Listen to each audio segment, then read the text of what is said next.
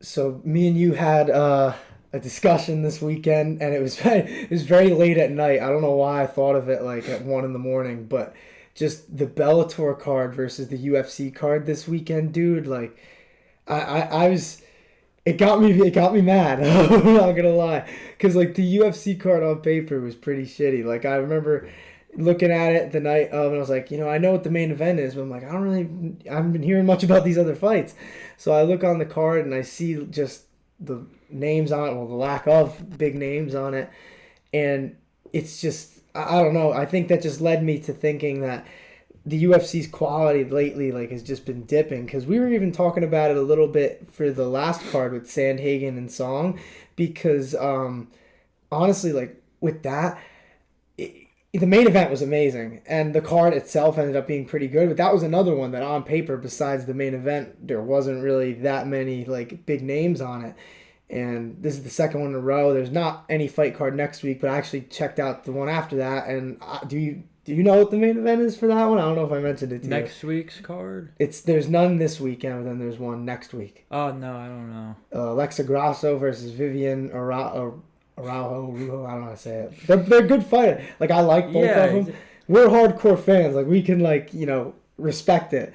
But, God, a main event and, like... But, yeah, when you're trying to branch the sport out to, like, newer viewers, people are literally that trying to get into it, you gotta get them to actually watch it first. Yeah, like if someone sees like a bunch of names that nobody's ever heard of, and like that even like some of their friends who watch MMA probably don't really care that much about, it's like you really just have to start going back to like, maybe they don't though, because ESPN, like the way that deal's set up, like they get paid for the number of cards they put on, not the quality, not the ratings, so they're getting paid no matter what, which is probably like the reason why it's getting so shitty.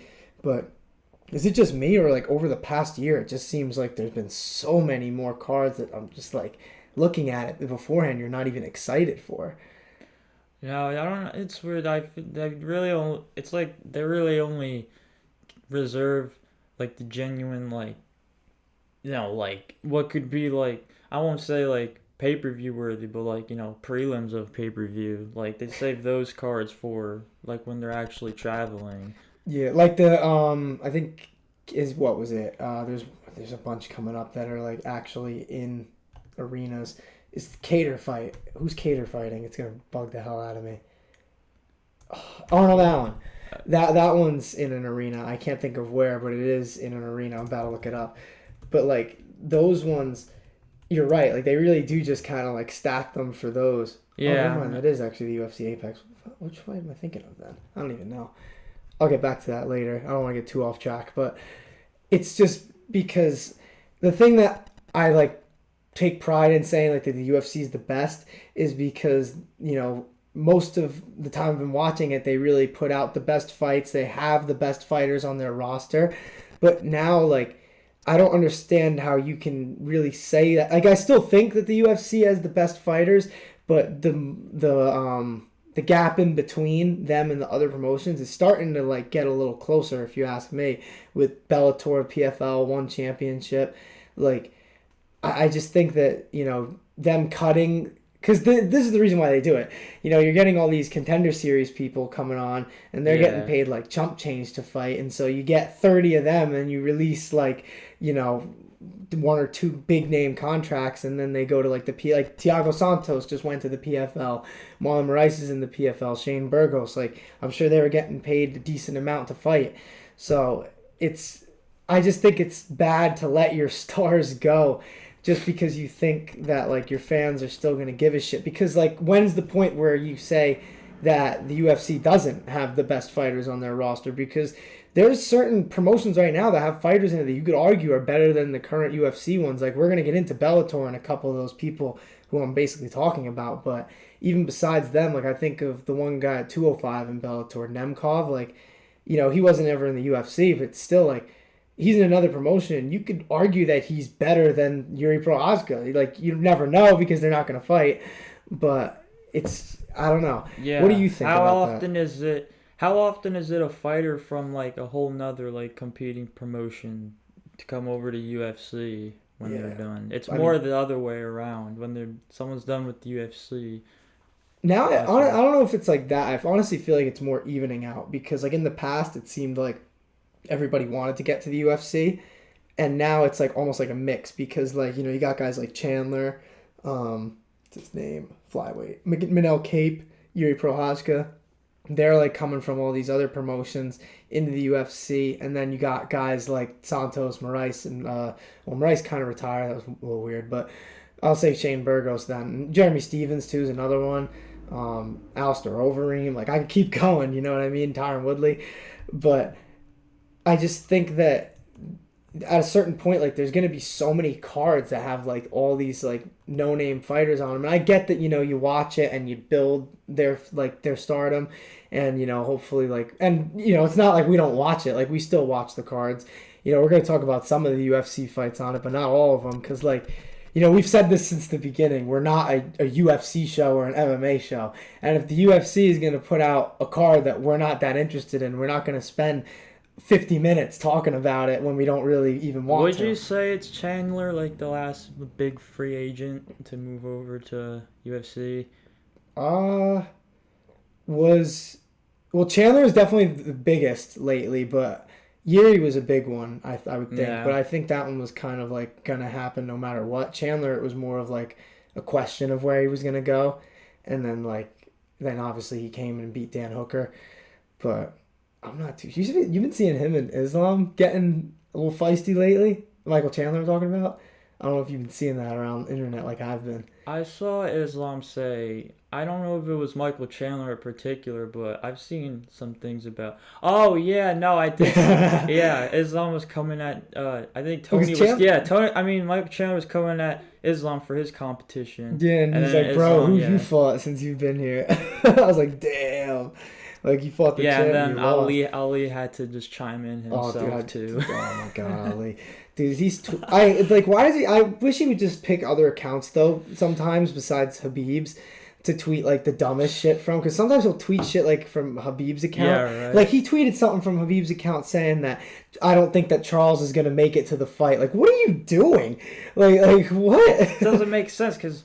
we as fans we know how people wouldn't say that. Yeah, exactly. It's like he respects Charles Oliveira. I'm sure he respects it. I mean, Oliveira was coming up as he was going out, and that would have been an interesting fight back then. But I still think Khabib would have won because Khabib's the man. He's not fooling anybody. Yeah, you could tell when like certain tweets are Ali and certain ones are the actual fighter. I love when Usman just talks about it openly. He's he'll tweet something dumb from Usman's account and he'll literally like tweet something himself like an hour later, be like, Ali, get the fuck off my Twitter. It's just hilarious. I love it. Like everybody's so aware. Maybe he's just doing it as a troll at this point, but most likely, yeah, he's succeeding. Anyway, I guess, like, the last thing about the quality of, like, the UFC cards nowadays, we were talking about, and you texted me about this, like, a couple weeks ago, and I think this is a good time to really talk about it since we're comparing promotions right now.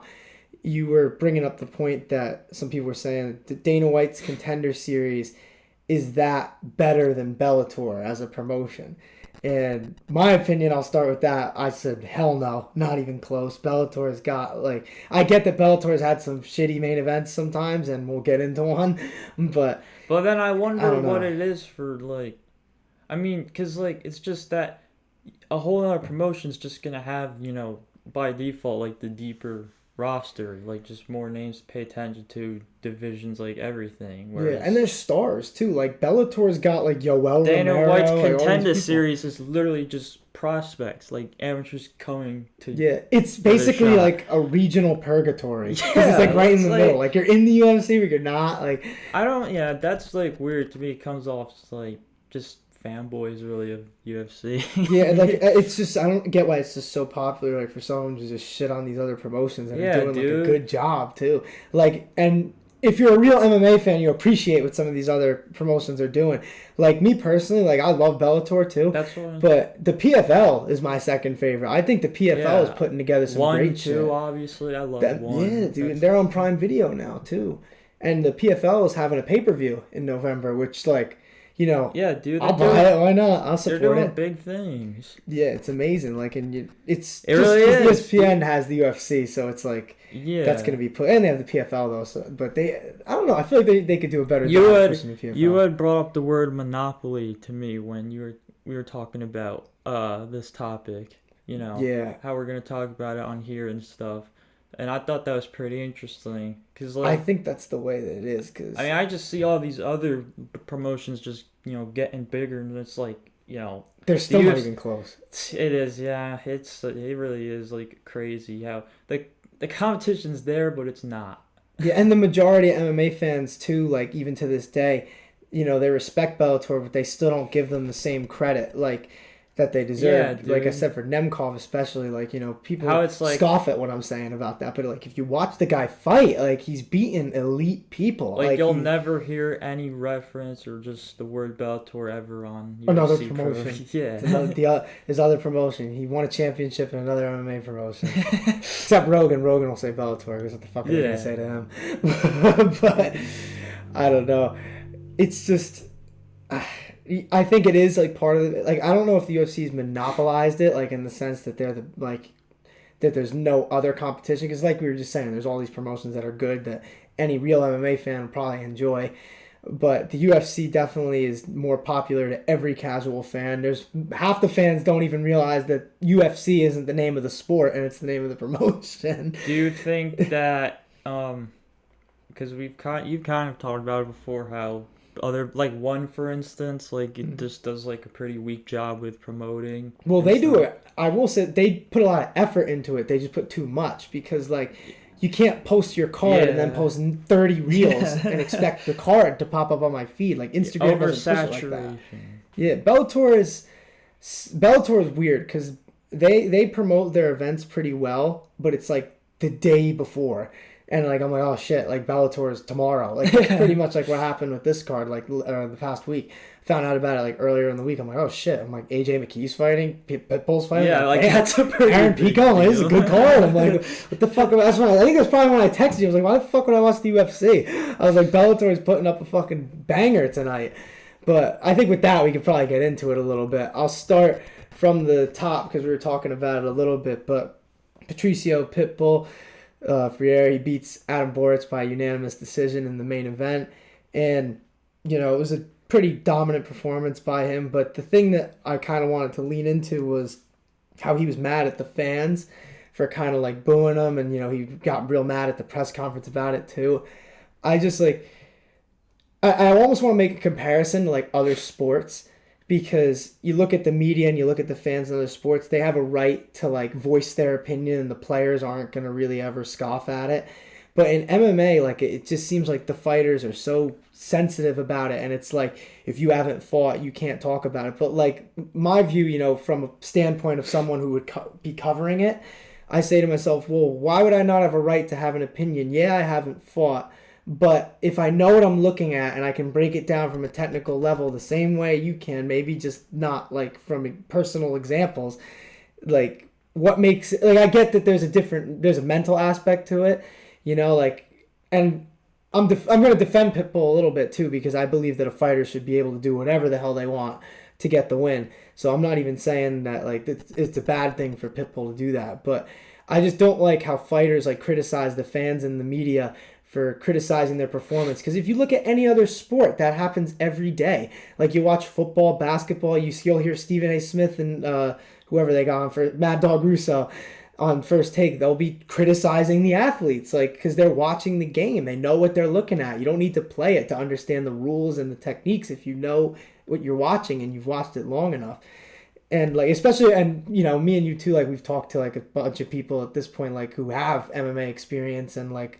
So we kind of have like a better gauge at it probably than the average person.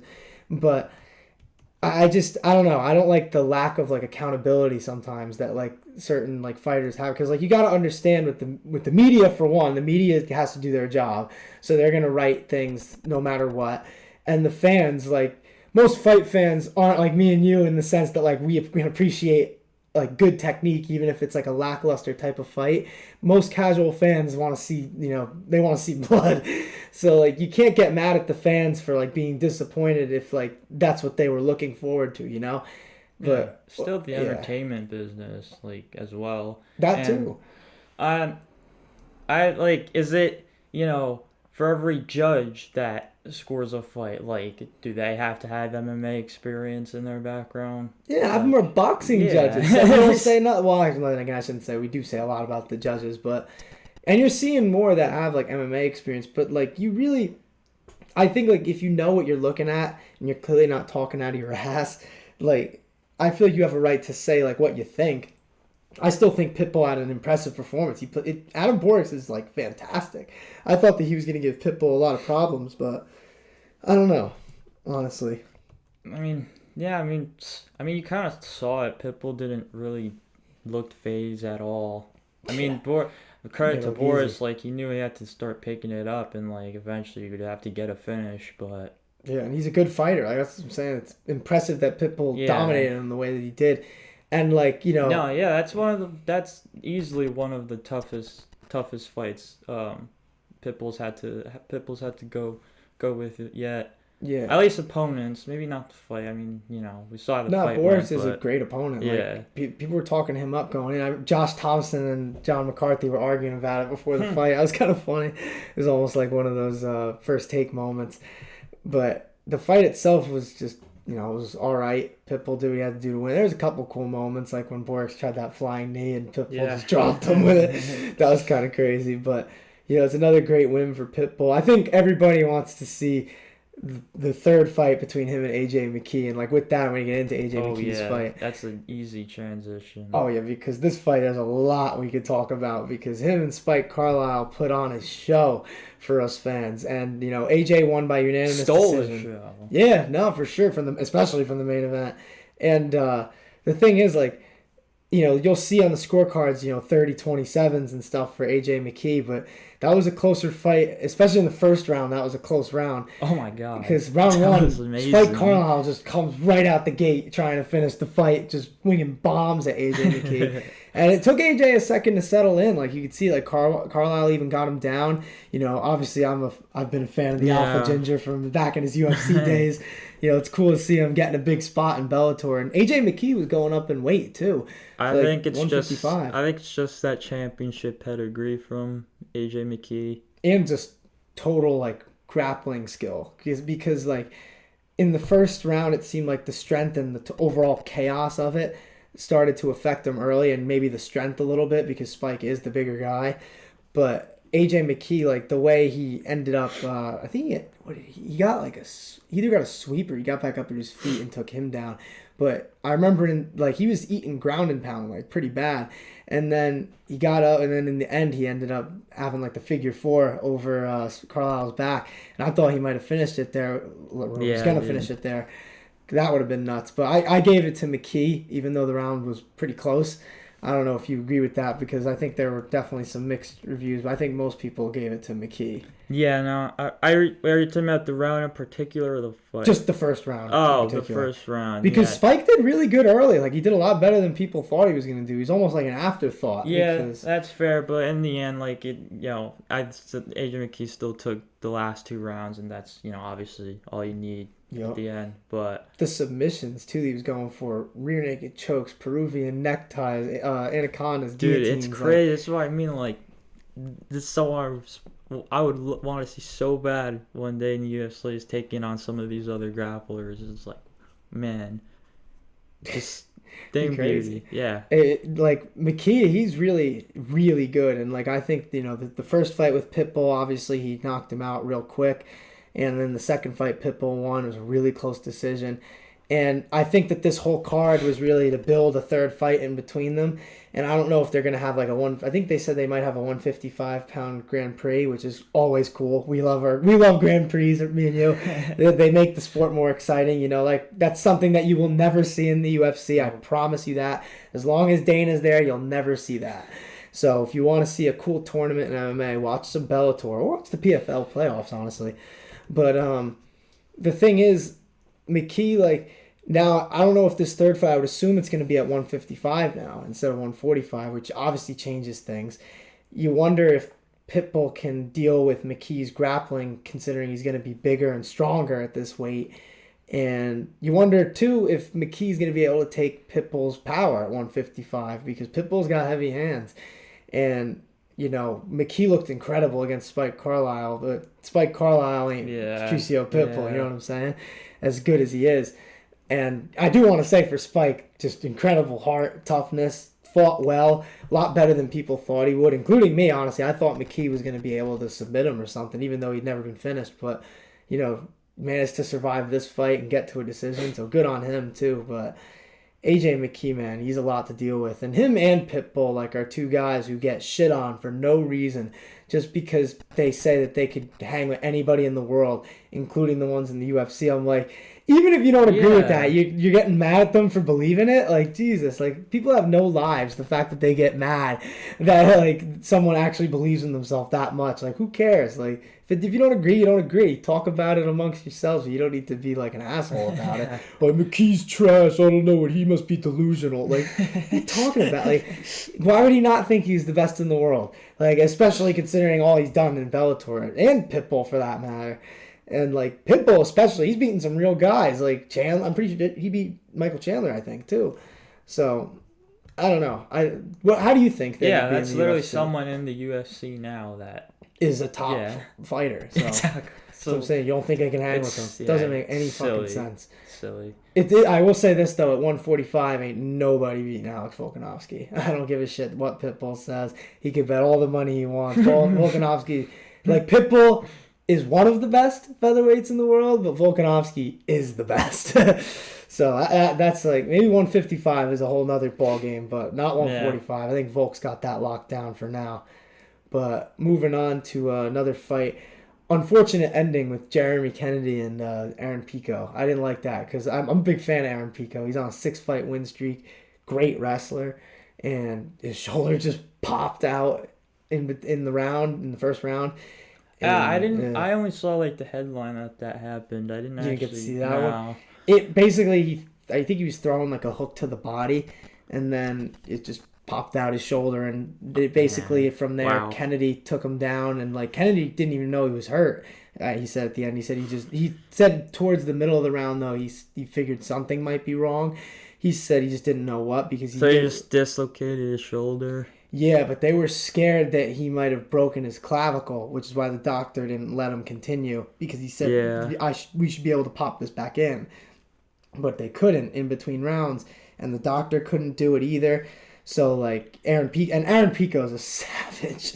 He's just like, come on, I can fight. Let me fight. He's like, lift your hands above your head, and his right hand's like this, and his left's like, he's like, I can't let you go out there. He's like, come on, I can fight.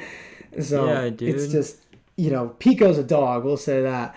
And it sucks that, a injured shoulder is what ended up leading to the end of this fight. And, Jeremy Kennedy, even he said, he respects Pico a lot, doesn't want it to end like that. And, but either way, it's a good win for him. I mean, because Pico was getting up, too. I mean, that just shows how good of a wrestler he is, that he could still get up, even though he's using one arm, basically. Yeah. I don't know. I almost don't want to take away from Kennedy, but what Aaron Pico was doing out there through the adversity was kind of crazy. But there was a bit of a debate, too, that they shouldn't have stopped it on the broadcast between Josh Thompson and John McCarthy, because I don't know if Thompson knew that he might have broken his clavicle. In the end, I think it was just a dislocated shoulder. But at the time, watching the fights, the refs and the doctor thought it could have been a broken clavicle. So he said if it was dislocated shoulder, it was a little early. But if it was a broken clavicle, I get it. But so now I guess you could debate it a bit because it was a dislocated shoulder. So that's been proven. So maybe Josh has a point that the fighter should be able to continue. Mm-hmm. But you got to think about it sometimes, too, from the ref and the doctor's perspective. They're trying to save the fighter out there. So Pico can't really lift his left arm. He can't defend himself the same way, and ultimately led to the end of the fight. But last fight I wanted to mention on the main card was Juan Archuleta versus Enrique Barzola. That fight was that was one of those fights, like, most people we talk about, like, in the UFC, like, we got, like, Justin Gaethje, Michael Chandler. When I saw this fight was on this card, I knew it was going to be good. Because Juan Archuleta and Enrique Barzola. It's one of those fights that seemed a lot closer than it actually was. Yeah, Archuleta definitely was dictating the pace, like, the whole fight. His footwork was really good. His boxing looked incredible. Wrestling is always looking good. But Barzola's just such a dog in there, dude. He's always trying to knock guys' head off. And it was just a good fight, like, the whole time. I enjoyed watching it. It's a great way to start the main card. And I think, honestly, like, summing up the Bellator card in total, I think it was a pretty good one. Like, even including the prelims, there were a lot of good prelims on there. We'll say this, prayers up to Richard Palencia. He was in the first fight of the night. He broke his leg, so that sucked to see. But besides that, like, and obviously Aaron Pico's shoulder, the rest of the card was pretty cool, and, like, I thought it built up more hype for McKee and Pitbull because, they're both coming off wins again, and if they do this 155-pound Grand Prix, we might see them again in the finale, hopefully. So, Bellator 286, definitely a really good card. Very impressed with what they did. Stamp of approval. Better than the UFC one this weekend. And the UFC one, it did end up being pretty good, I will say that. We were hating on it before it. I mean, I don't even really think, like, we just said it pretty much. Like, it's not the fighters, Yeah, it's just the lack of effort by the promotion. Like, the clear lack of effort by the promotion. But this UFC card was pretty good. Mackenzie Dern versus Jan. I think it's Xiaonan. I'm pretty sure that's how you say it. Pretty cool card at the Apex. The Zuck was in attendance. I don't know if you saw that. That's pretty crazy. Kind of scares me a little bit. Me too. But I still hope him and Patty fight one day because you remember Patty called him out. What is even with that too? Like, Dana just felt the need to be like, hey, so Mark Zuckerberg didn't actually rent out the Apex. And then he did. And then he's still, like, there anyway. Pretty much did. It's like he was sitting, like, cage side, dude. He fucking got some nice seats. Dana hooked his ass up. That's what happens when you're the founder of, like, the biggest social media platform in the world. But I thought that was pretty funny, though. I'm scared that it's going to lead to the UFC being, like, weird, though. I hope they don't do anything. Saying. Yeah, I don't know. Hey, he's into MMA, though, like, legitimately. He's posted, like, a lot of stuff. He trains, so that's kind of cool. But he trains. He does. He is a legitimate fan. He was there, apparently, because he's a fan of Mackenzie Dern, specifically. He thinks that she's really good and admires her jiu-jitsu. Took a picture with her before the fight, actually. Probably wasn't too happy with the result, though, so we'll get into that. Yan Xiaonan, she beat Mackenzie Dern by majority decision. Let me just double check about the scorecards. It was 248-47s for Yan, and then one of them had a draw because it was Mike Bell. He gave Mackenzie Dern a 10-8 in the fifth, so that tied it up in the end. I personally don't agree with that, but I can understand where he's coming from. But just overall, what did you think of this fight? Because I honestly enjoyed it. It was a pretty good main event between the strawweights here. Just a nice showing of striking versus jiu-jitsu. Yeah, Dern was the dominant one on the ground, and Jan was the dominant one on the feet. And then with the fight, being more on the feet, obviously, it's gonna go in Jan's favor. I will say this though, even with Dern like doing really well on the ground, something that impressed me with Yan Xiaonan was her submission defense. Like, cause she was in some deep trouble a few times in that fight. After losing a 10-8 too in the second round, like I don't think it was a 10-8. I think they were all 10-9s. It was 10. Yeah, wow. They were all 10-9. Shit, so you would have gave it a tie then too. Well, yeah, because I would assume the way I had it scored was pretty much the way that I had ranked to 10-8. All right, so then you would probably end up 47-40. Because the way I have it is the way the judges had it too. It was, or the two judges that had Jan, they had it round 1 for Jan, 10-9, round 2, 10-9 for Dern, 3 and 4, 10-9 for Jan, and then round 5, just 10-9 for Dern, and then Mike Bell gave round 5 a 10-8, like I said. Yeah. But I mean, I guess I could get where you're coming from because some of those, especially that arm triangle on round 2, that was pretty deep. Like Jan defended that really well. For it. But that's what I'm saying. Like Jan's submission defense to get out of that from somebody like Mackenzie Dern, impressive. Just to get out of the round. Exactly, and then that happened again in round 5 with the arm bar. Like, it's just incredible. And even like her takedown defense was just incredible because like Mackenzie Dern's single legs were doing nothing. Then she ended up trying some judo techniques as the fight went on. Those weren't really doing anything because she was, I think Jan can kind of see it coming most of the time because she even said before the fight, and at first I thought it was a little bit like cocky, but she seemed to be right. As long as Dern didn't get it to the ground and she couldn't really submit her. If you can sprawl with Mackenzie Dern, then which obviously is a lot easier said than done, like you have a pretty good shot at beating her. Jan's striking looked incredible too, like because Mackenzie's the type of fighter she's gonna come forward and swing for the fences. That's just the way that she fights, and her boxing has gotten a bit better under Perillo, but it's still like more of like a tough type boxing. Like she had a great chin, by the way. Mackenzie Dern is one of the toughest female fighters I think that I've seen on this roster because I've seen her take some ass whoopings over 5 rounds. Like remember when she fought Marina Rodriguez? Marina Rodriguez fucked her up on the feet. That was a bad one. That one made this one look like a decent fight. Well, then again, compared to that fight, she got dominated by Rodriguez. This fight was a bit closer, obviously, but overall, like, me and you always talk up the women's strawweight division as being the best in the UFC, and I think that this fight really just displayed that again, a 5-round war between two of the best 115-pounders in the world. You had it, I guess, as a draw, which I guess I could respect, you know what I mean? I understand it. And then for me, like I said, I had it 48-47, Jan. But after this fight, I think a fight that I would love to see is Yan Xiaonan versus Rose Namajunas, to get Rose back into the title picture. I feel like that'd be an interesting like chess match on the feet because their striking technique, both of them, like phenomenal. So I'd be curious to see like how they would go at each other in there. Me too, yeah. Yeah, it's a good one.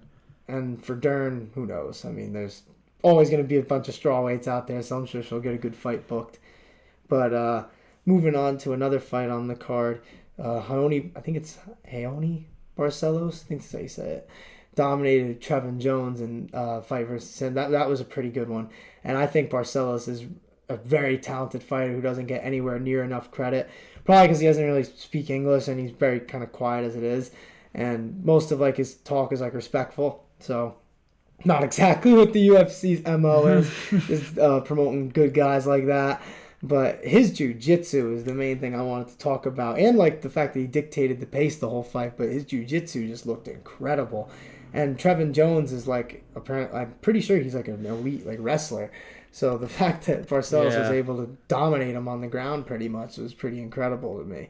But what did you think of Barcelos' performance? I don't know if you got a chance to see it. No, I did. Yeah, it's just more the same that you saw, man. Like, I mean, some pretty good. I think he's got some pretty good matchups ahead of him too. I thought this was a good matchup as it was, and he ran through Trevin Jones, no problem. So yeah, I thought this was going to be a close fight. I think it's someone you could push a little bit. I hope. They kind of did in the past, I want to say, because he had a pretty impressive record. Let's look him up on the old Tapology. Because I know he has like a pretty impressive like resume, I'm pretty sure. He's coming off a couple losses, but he's beaten... his record in total is 17-3 now. And he's coming off 2 losses going into this fight. He hadn't fought since UFC 270. But getting a win over Trevin Jones, like, that's pretty impressive because he's a good prospect. I know a lot of people were talking him up. But anyway, I thought that was a pretty impressive performance. But the most impressive performance to me on the card was Sodiq Yusuff because it didn't look like his opponent had a fucking chance in that fight. I don't know if you remember me calling him out. I'm glad I didn't get that fight personally because I think it would have gone exactly the way it went for this guy. Dude, because like that was like a car crash immediately, like Dominick Cruz said on the broadcast. And it seemed like, and when Yusuff, he got him in like the tie clinch pretty early, and it just seemed like he overwhelmed his opponent like immediately. He was just throwing, it was almost like he was just trying to throw shots to the body, but then, Sodiq was throwing those huge knees. And see, those knees would have dropped me right off the bat. So if you go by that, I would have lost the fight in about 10 seconds. So I would have lasted 20 seconds less than his opponent ended up lasting because that guillotine was perfect. Jumped into it at the perfect time, right when he was going for that takedown, and he locked it up immediately. The tap came so quick. But, the level of competition is questionable because the fight was like booked on very like short notice, obviously. But Sodiq Yusuff, man, he's a fucking threat. And I just kind of wanted to look on the featherweight rankings again, because I know he's ranked number 12. But I think after this one, give him like another step up again. I think he deserves like another shot at some of these top guys. Maybe, maybe rebook the Giga Jikadze fight. I think that's still a fight that makes sense, even with this. Maybe the Korean Zombie, if he decides to come back and fight, because I don't know if he's fully retired or not. But I think that Sodiq Yusuff could make some fireworks with anybody in the featherweight division. Does he win all those fights? Maybe not. But I think that he could put on a show against just about anybody on the featherweight roster, maybe besides like the champ. Yeah, he's got like, you know, I think a wave behind him too. Like people like realize and notice how like exciting he is, the fact that he can hang with anybody in the division. So he's not even just a striker. Like he's really good like all around. Like his striking is elite as it is, and then he's really strong. So his wrestling is good. That's the kind of win that he needed. Yeah, for sure. And it's like a quick finish. Everybody was hyped about it. And then there were a couple of other good finishes on this card too. I thought that it was interesting. I don't know if you met. I ended up seeing both of these fights, but Joaquin Silva and Daniel Santos had those knee KOs, and they were both reffed by Keith Peterson. And like, for me, that's like the main topic of these things, because the first one was Joaquin Silva, and he hit his opponent with the knee, and he landed a bunch of ground and pound shots, even though his opponent wasn't even really fighting back that much. He was defending it a little bit, but he was done. You could just see it. And Peterson just let him eat like 10 unnecessary shots. But the thing that pissed me off about it is because like you look back all like at the beginning of the UFC during the pandemic, UFC 249, bro, Cruz got hit with Dominick Cruz against Henry Cejudo, in case some of you guys don't know what I'm talking about right now. Dominick Cruz ate a knee at the end of round 2, I think, right? Or round 3, something like that. And then it was at the very end, and it wasn't even half as bad as that knee was. And he was getting up as they stopped the fight. And Keith Peterson got a lot of shit from that. Obviously, Dominick Cruz said one of my favorite quotes of all time, smelled like alcohol and cigarettes. Let's actually go back to that for a second. Do you believe him? Let's just leave that out. Do you believe him? Yeah. I believe him, yes. Fuck. I don't know, man. I don't know if I agree with that. The alcohol may be a little... Yeah, it looks like... When you hear Keith Peterson talk... Sir, are you ready? Sir, are you ready? Ma'am, are you ready? That's my favorite when he does it with the women. Ma'am. Ma'am, are you ready? Ma'am, I need to smoke. But I thought it was good, though, that Keith Peterson ended up basically learning his lesson from the first stoppage, because in the Daniel Santos knockout, it was almost identical, the sound that the knees made as they connected. And this one, he stopped pretty quickly, which was good because his opponent was also out. And I thought that, you know, I think that's good of him as a ref, because some refs, like, they don't want to, like, evolve. Like, you think of the old ones, like Mario Yamasaki, you know, let her go out like a warrior. Like, yeah. That's fucking crazy. But Keith Peterson, it's good that, like, you know, he could see the stoppage from the first fight and realize, like, all right, if this happens again, I need to do it better and to improve it that same night. That's pretty impressive to me. Yeah. So good reffing job by Keith Peterson on this card. I will give him a lot of credit. I've never questioned his ability as a ref. He's always been one of my favorites. Yeah, the Cruz fight was questionable to me at the time. Like, I do get why he stopped it, because it looked the knee did look pretty bad, but I don't think it was as bad as it was. Cruz, I just didn't like how, you know, he let I forget exactly who Silva fought, but he basically let that guy take like 900 extra shots, and in a championship fight, a guy in Cruz, who I think at that point had only been finished by Uriah Faber in like 2008. So I don't know. I would have let that one go on. Dominick Cruz only mentions the alcohol because he felt Keith Peterson was probably drunk or something when he made the decision. Dude, I love like when Cruz talks about it, because he's so serious. He's like, he's just like, I was looking at him before the fight, and I was like, he can't even look at me, and like he says it with such conviction that you almost believe him. But best talker in UFC. oh yeah, most underrated trash talker in the sports history, because this man doesn't have to raise his voice, doesn't have to come up with like the funny insults like Connor and Colby. He just fucking verbally just outwits every opponent. Like, and he's been lucky enough to fight a lot of guys who maybe weren't on his intelligence level from like Team Alpha Male, especially that one video. Yeah, with it's no Cody wonder. Garbrandt. It's no wonders from Team Alpha Male. Like, it's just alpha kind of. That's an alpha kind of way to go about. Well, no. I'm saying like all the guys he fights are from Team Alpha Male. I'm saying because Faber, Cody Garbrandt, and like even like back in the WEC, Benavidez. What the hell's the other guy's name? I think the Scott Jorgensen. He fought. Yeah, I think he was part of Team Alpha Male at that point. It's the opposite of anything. And guys come off a little too like I guess just generic and like just too tough guy. Dominick Cruz. Remember Cruz just shrinks them down the side. He said, "Get your girl out of my DMs." Dude, he goes, "Are you talking?" I can't even imitate him right now. It's gonna make me laugh.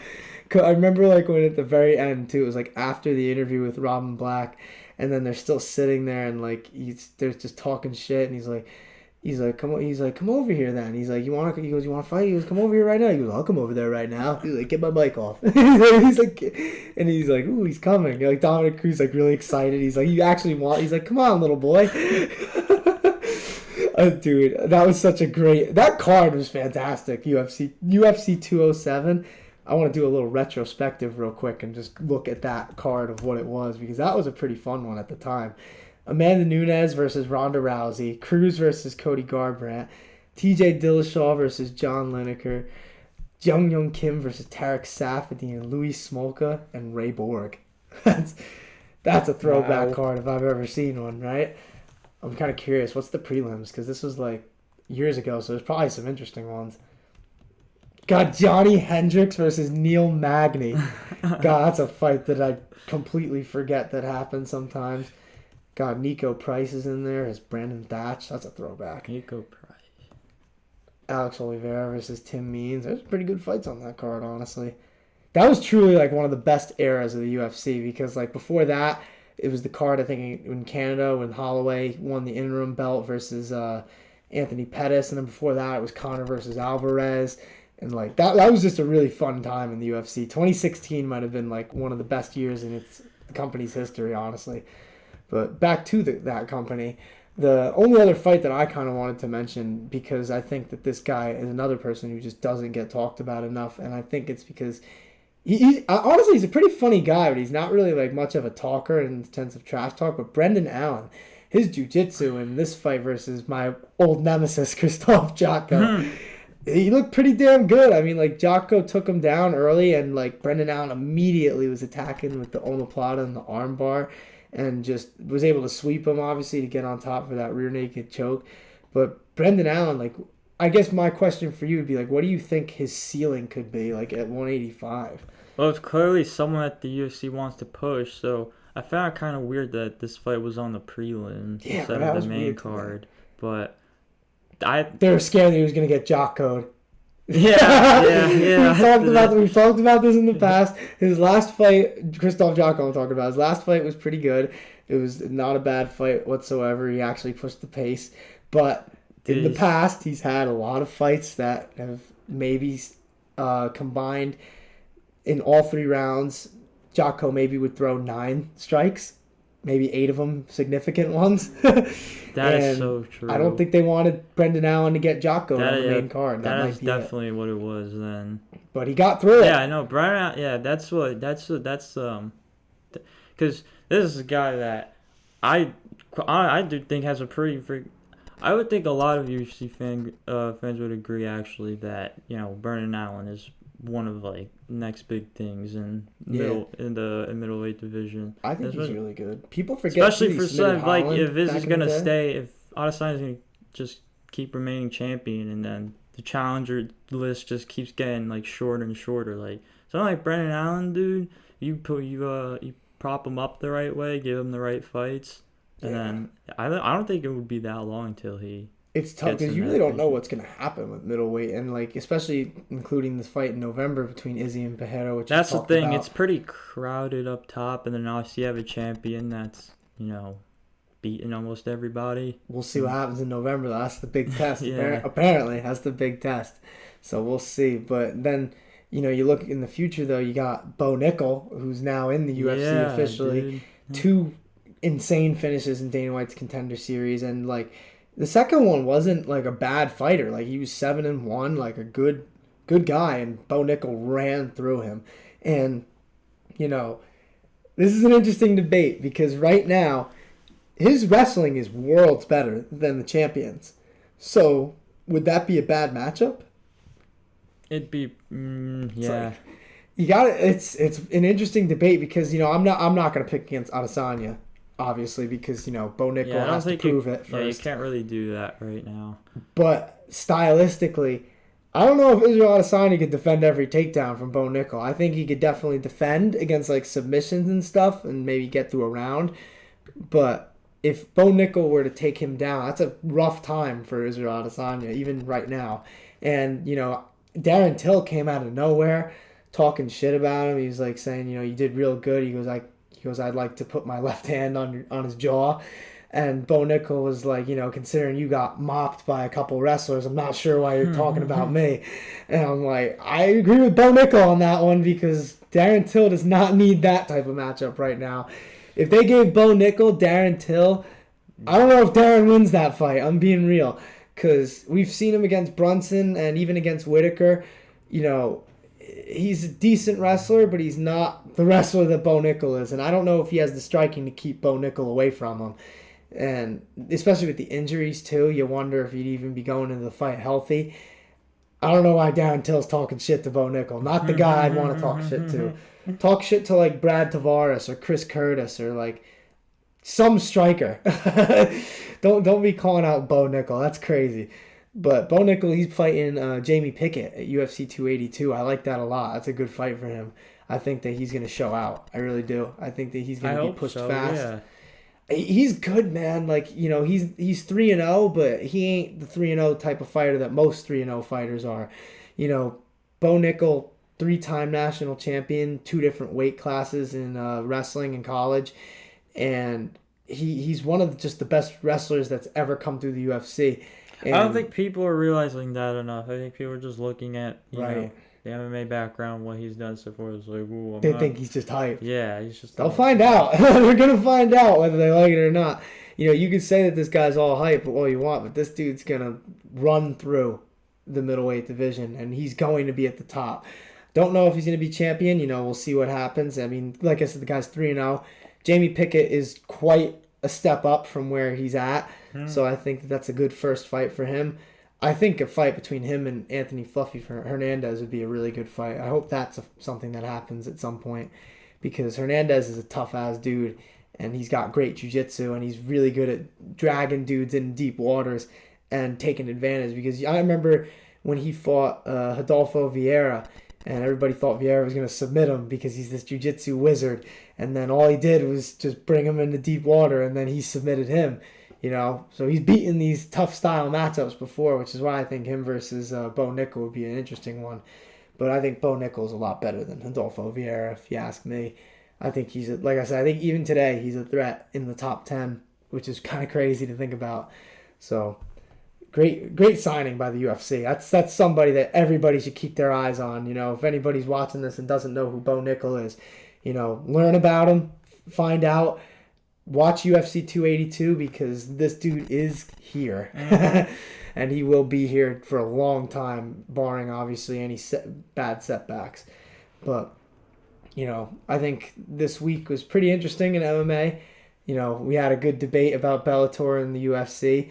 And I don't know. I guess I'll ask you this to close it out. Which card do you think you liked better? It's a debate. On paper, Bellator one was better, but the UFC one, even with like the weak name power, ended up being like a pretty good card in the end. Yeah, I still enjoyed Bellator more. It just felt more like big, didn't it? Yeah, it did feel pretty big. That's how I feel. I love their walkouts too. Like it's like the old Strike Force and the fights style. Were really good too. Yeah, they were. I think every fight would have been great if not for the shoulder injury, of course. Yeah, and obviously that broken leg in the prelims sucked too. I hated seeing that. wasn't as gruesome as some of the other ones I've seen, but it was obviously still horrible. Yeah. So again, prayers up to Richard Palencia. But fun weekend in fights. Like I said, I believe there are no fights next weekend. I'm just gonna look it up to make sure. I don't know if there's Bellator or anything, to be honest, but maybe I'll check that out too real fast.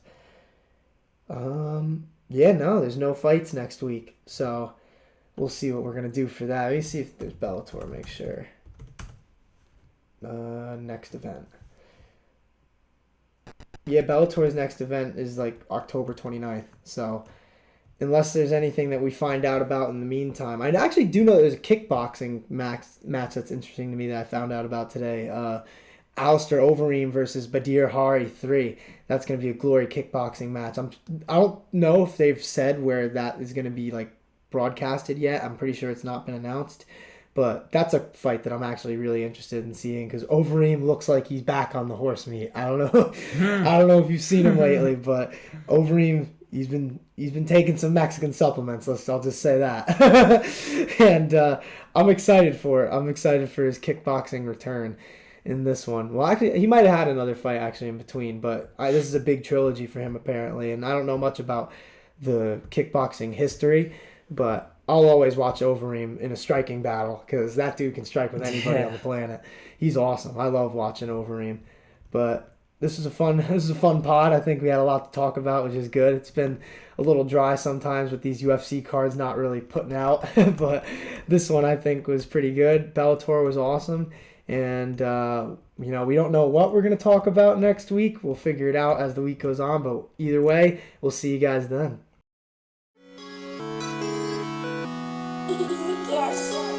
Hey, locker.